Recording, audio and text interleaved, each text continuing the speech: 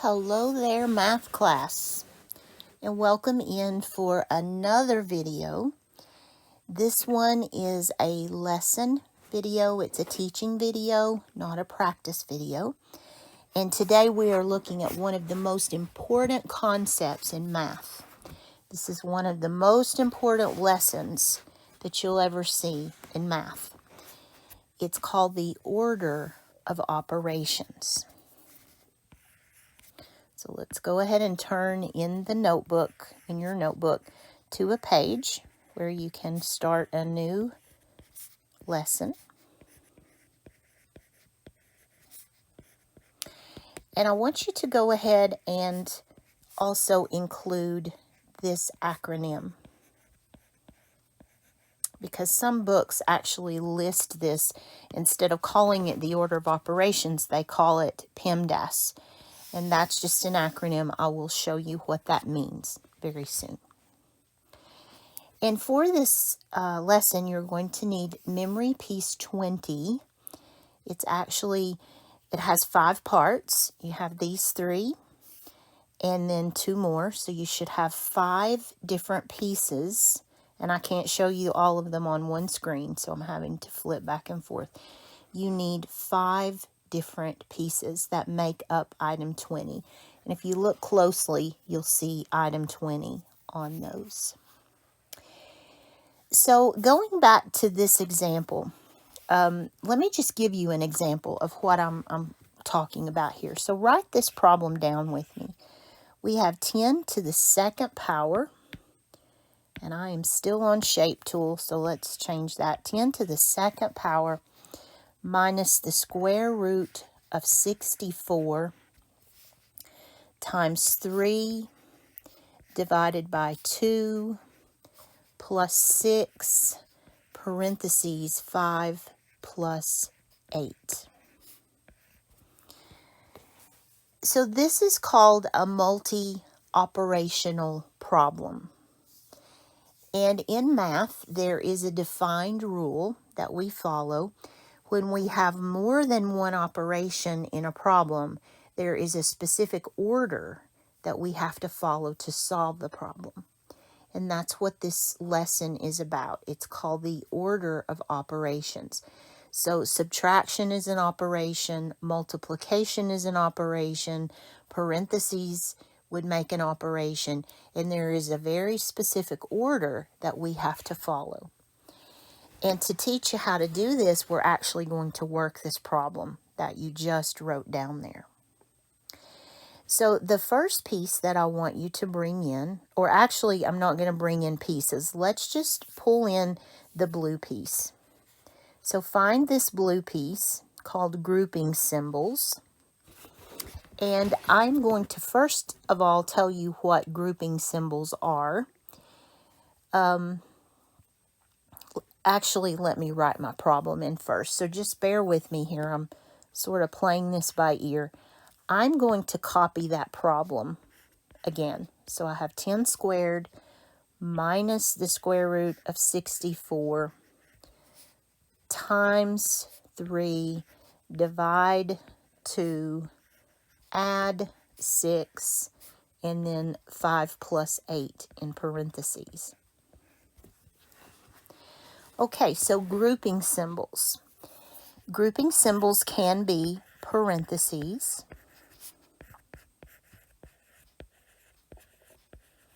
and parentheses look like this. That is by far the most common of the grouping symbols. But sometimes you also have brackets. And there are other grouping symbols, but I don't want to go too far into this. Let's just list these 2. So when I say grouping symbols, I am talking about parentheses or brackets. And there's something very important that you need to know about both parentheses and brackets. They always come in pairs.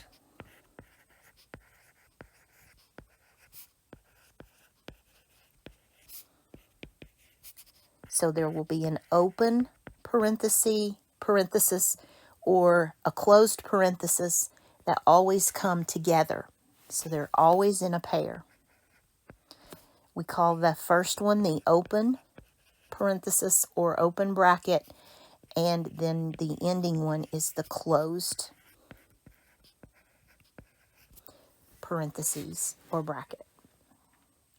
So when you do order of operation problems, you must do all the grouping symbols first. So if we study this problem that we have to work with, I do see some grouping symbols. Now be careful. This is not a grouping symbol. That's a square root sign. Here are the grouping symbols. We have parentheses in this problem. So we are going to do this operation first. Whatever's in parentheses comes first.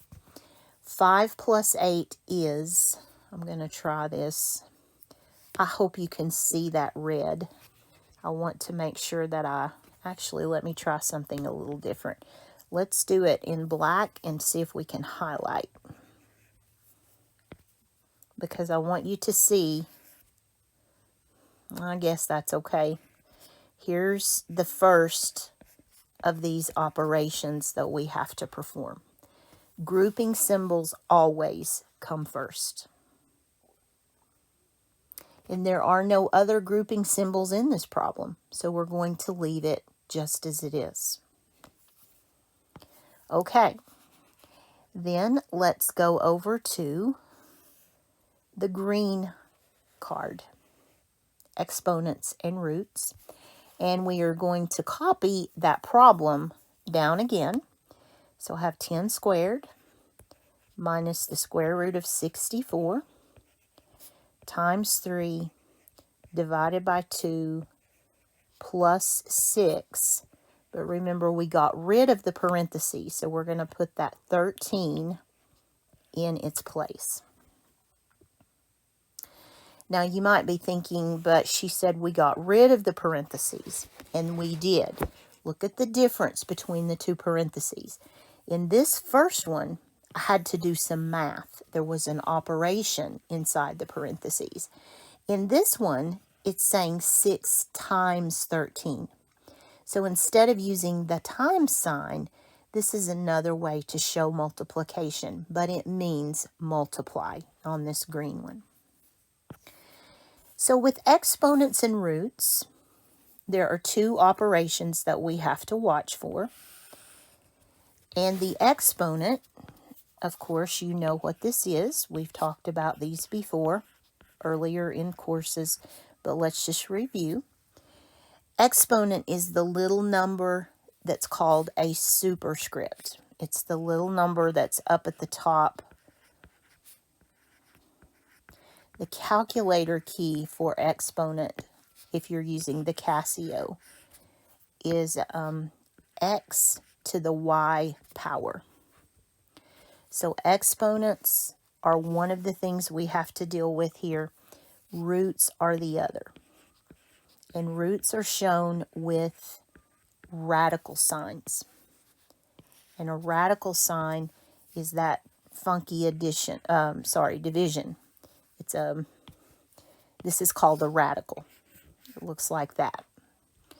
So anything with that symbol is going to be a root.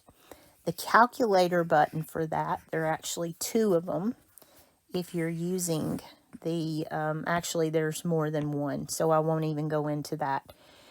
On the Casio, there's a square root and there's a cube root.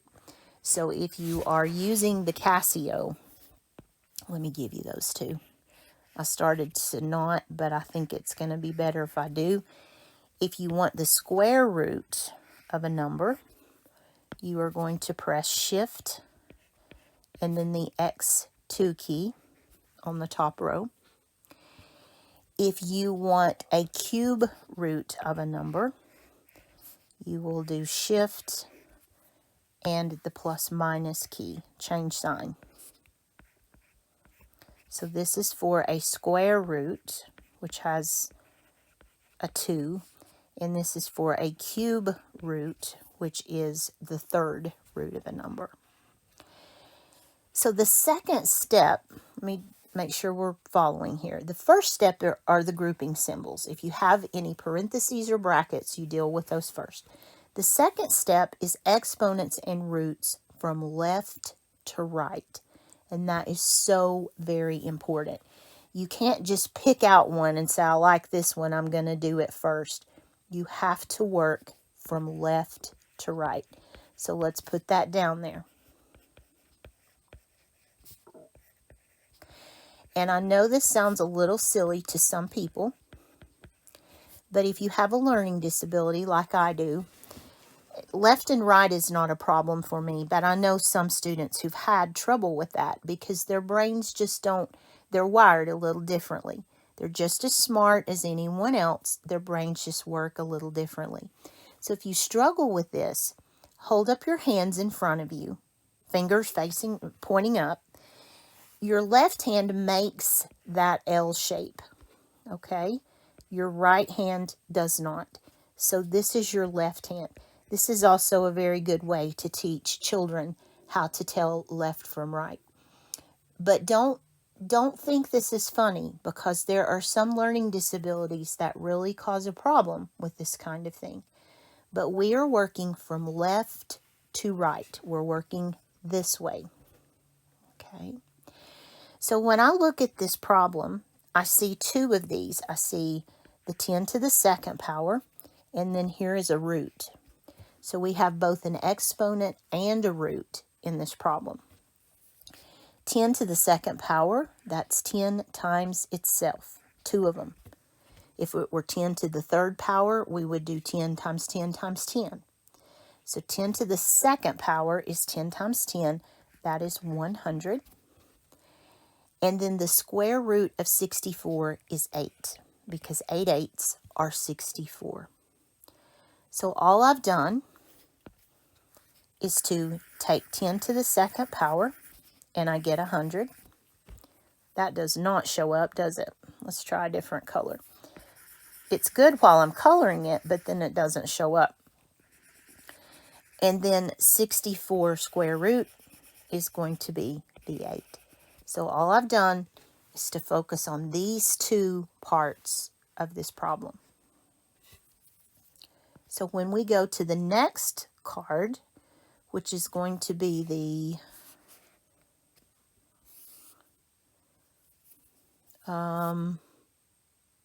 orange, I need to do 100 minus 8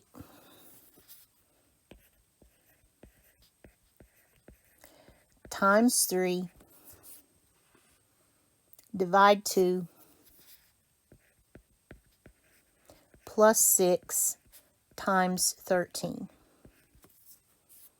Remember, that's not a grouping symbol, that's a multiplication sign. So I've just copied everything down at this point. Okay, so multiplying or dividing from left to right. Again, we're working left to right. That is so important. And actually, I want you to go back. It is so important that I want you to add it right here on this green one. So on that, at the bottom, I forgot to type that in for you. Let's just write it in, because it's critical.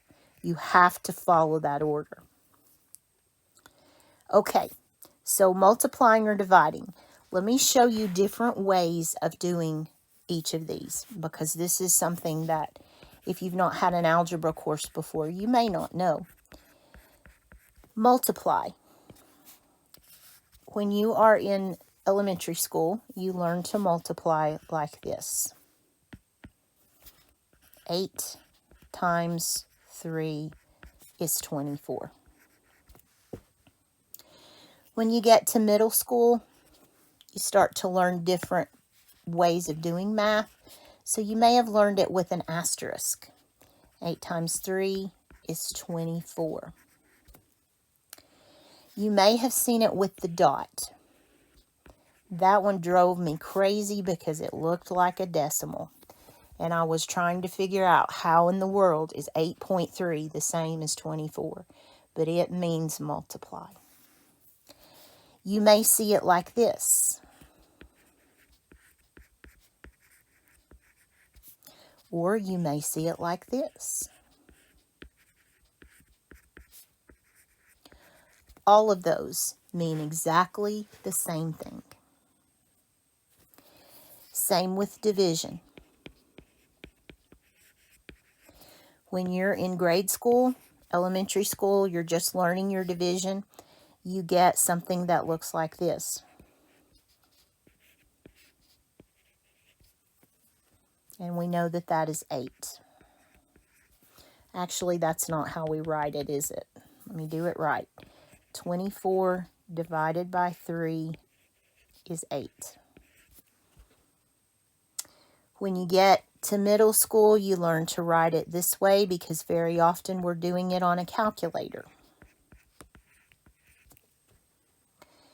When you get to algebra, you want to avoid anything that looks like a letter. So I first learned it this way. That drove me crazy. That slanted line, for some reason, just did not agree with my thinking.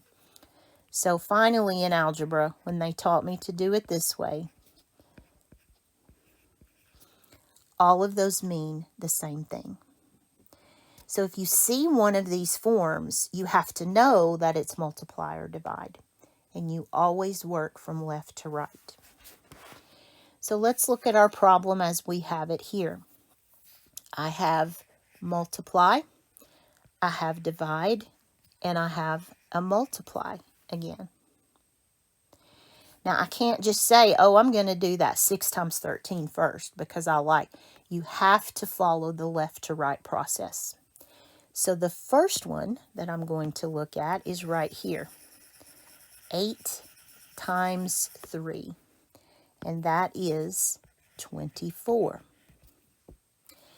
And then I will say 24 divided by 2. Let me just bring that down so I don't get you confused. So 24 divided by 2, that is going to be 12.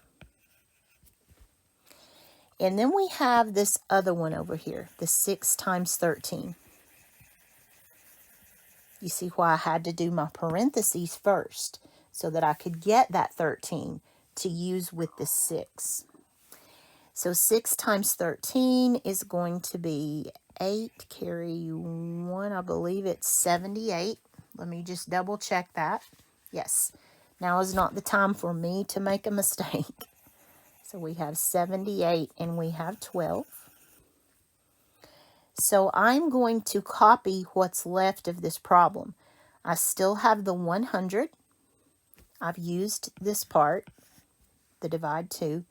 I still have a minus, a plus, and then the numbers that we just found. So to copy this one to the next frame, you're going to have 100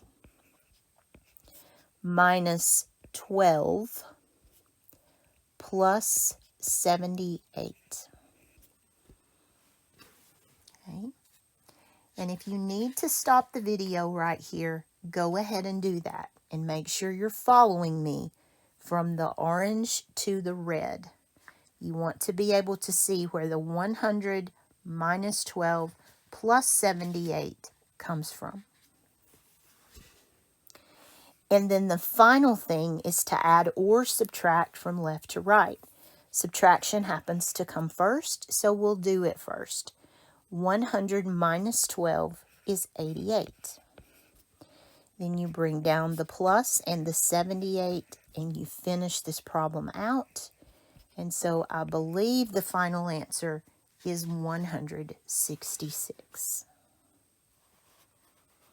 And this is illustrating for you the steps in the order of operations. So I want you to take this red card that we just finished.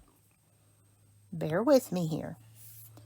Go back to your page where you wrote this down. And down here at the bottom, I want you to glue that down.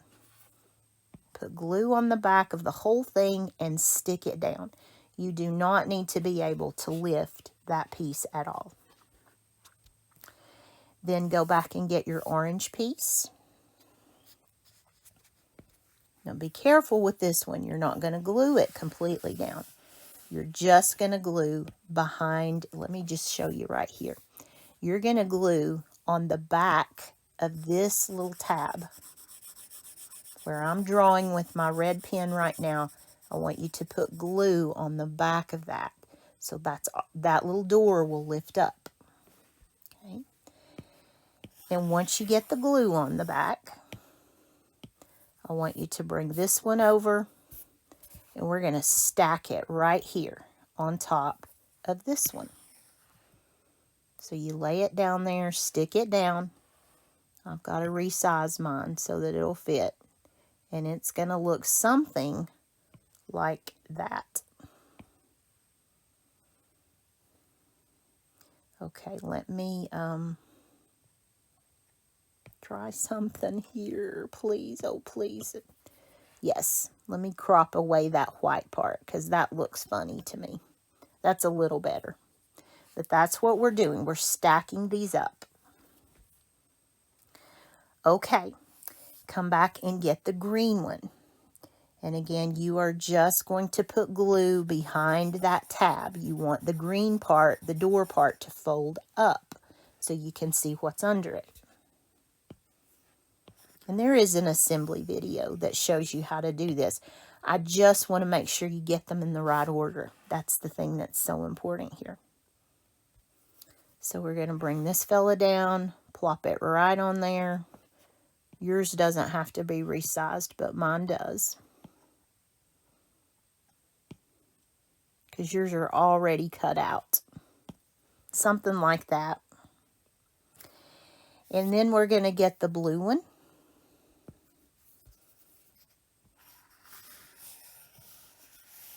And guys, remember what these pieces are for. This is for you to review the night before a test.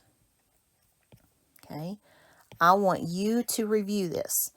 Say, not the night before a test. Let's not do that. Let's say the week before the test, you pull out your notebook, look at all the memory pieces. And you are automatically reviewing the top math skills that you're going to need. I've made them interactive because that is good for folks who have learning issues. It's also a good way to quiz yourself. You can't see what's under there, so you have to learn that. And that's why these pieces are interactive. All right, and then the last piece is going to be this cover. You know how important I feel that titles are. It's very important that you have titles. Those give you main ideas, and that's important when you're taking notes. So bring this yellow piece in. Again, you don't glue the whole thing. You want this to lift up. So we're going to just glue behind that top tab, or you could even put your glue right here on this blue part, just at the top. And then put your yellow piece down there. Okay, it's not wanting to cooperate with me. Oh, sorry, it's my fault. I'm still getting used to this new iPad. And there's your cover. That tells you the name of your skill. So if your kids come home or your grandkids and they say, how do I do order of operations? You have that step-by-step instruction right there. Now, I want to work this problem again for you without changing from card to card. We're just going to work this down the line. So, grouping symbols come first. Do we have grouping symbols? Yes, we do. So that has to come first. 5 plus 8 is 13. Now watch this. Let's suppose that I bring that 6 down without the parentheses. I have 613, and that's not what we want. So you have to keep the parentheses, but they become multipliers at this point. So here is the 13 that we got. I'm going to copy everything else down. For me, this was the key to getting these right. As long as I took the time to copy, I didn't miss these. But as soon as I thought, oh, I can do that in my head, I got into trouble. So I would urge you to copy. So here we did parentheses. And that would include brackets. If they happen to be written as brackets, it still would be done in that step. Okay, the next step would be exponents and roots from left to right. So I have 10 squared, and then I have square root of 64. So 10 squared is 10 times 10. That is 100. And then 64 square root is 8. So I get this part and this part. And I copy again. Notice every time, though, that I copy, what's happening? It's getting a little bit shorter. And that's what you want. So this was your exponents and roots step.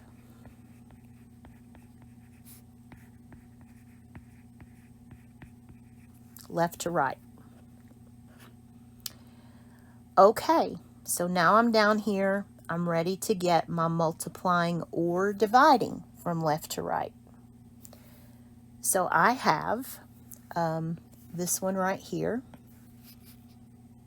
Do it like this. I have 8 times 3. And then I have this division. And then we have this multiplication. And we work from left to right. So 8 times 3 is 24. Divided by 2 is 12. So there's this part. And then don't forget, out here on the end, we have 6 times 3. That is, 6 times 13. That is 78. And then I'm going to copy.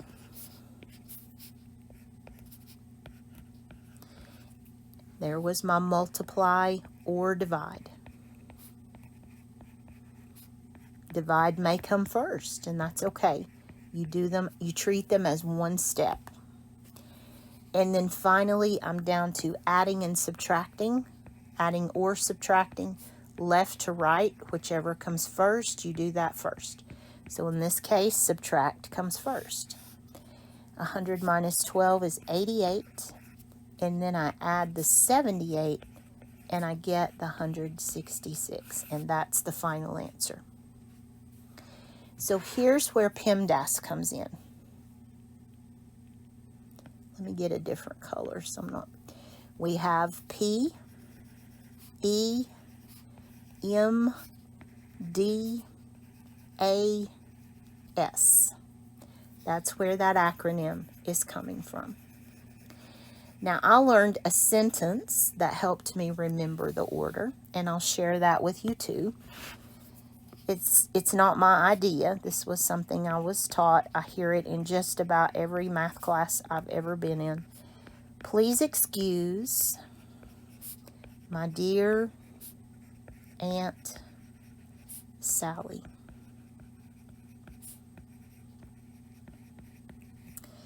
And that's just another way of saying P, E, M, D, A, S.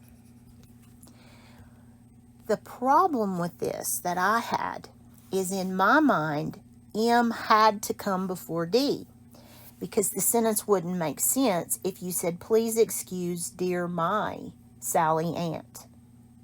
So just remember with this sentence that M and D are counted as one step, and sometimes you'll do D before M, sometimes you'll do S before A.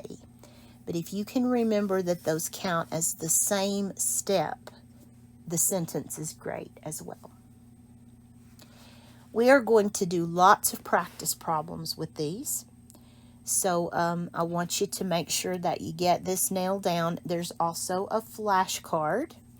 And I think I'm going to go ahead and try to squeeze that flashcard in right here. There's no sense adding a new page for the flashcard. So make sure that you have your flashcard ready to go. It is the card that says order of operations. And here's the definition.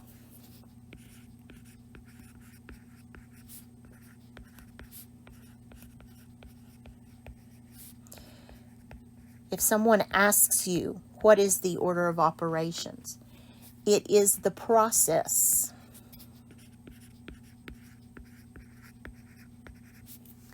to follow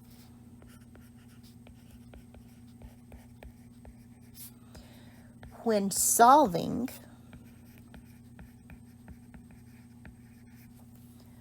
multi-step problems.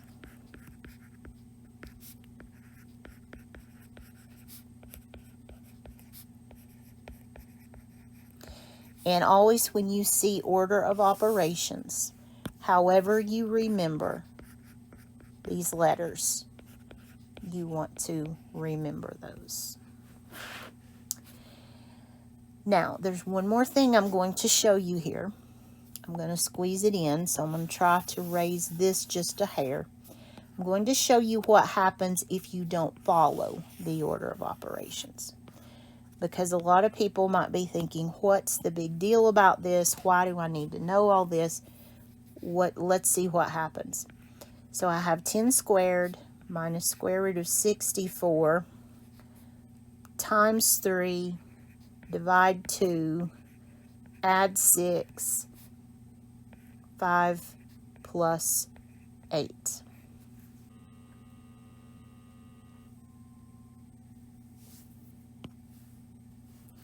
So let's work this problem without following the order of operations. So I have 10 squared, that's 100. And 100 minus the square root of 64, that's 8. So that would be 92. And then 92 times 3, that's going to be 276. 276 divided by 2, oh my goodness, let me get my calculator. I'm just going to use my cell phone. That one I can do in my head, but it's going to get where I can't. So 276 divide 2. I would have missed that actually. I was thinking one, never mind what I was thinking. So there's the 2, there's the 3. Here's the 6. So let's add 6. That's 144.